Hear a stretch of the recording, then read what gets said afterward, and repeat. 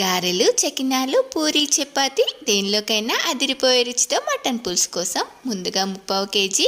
మటన్లో పసుపు, అల్లం వెల్లుల్లి పేస్ట్ వేసుకొని బాగా పట్టించి దీనిలోకి గరం మసాలా కోసం ఇలాచి, లవంగా, చెక్క వేసుకొని మెత్తగా దంచి పెద్ద వెల్లుల్లిపాయ వేసి కచ్చా పచ్చగా దంచుకోవాలి. ఇప్పుడు జీలకర్రకి సరిపడా ఆయిల్లో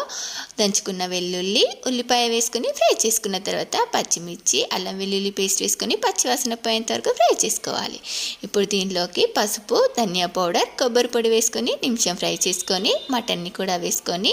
ఒక 5-6 నిమిషాల పాటు బాగా ఫ్రై చేసుకొని మూత పెట్టి ఇది మెత్తగా ఉడికేంత వరకు మధ్య మధ్యలో వాటర్ని యాడ్ చేసుకుంటూ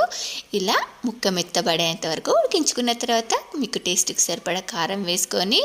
అలాగే మీకు టేస్ట్కి సరిపడా సాల్ట్ని కూడా యాడ్ చేసుకొని ముక్కకి ఉప్పు కారం పట్టేంత వరకు ఫ్రై చేసుకున్న తర్వాత గ్రేవీకి సరిపడా వాటర్ యాడ్ చేసుకొని మరిగించుకున్న తర్వాత లాస్ట్లో కొత్తిమీరని యాడ్ చేసుకో.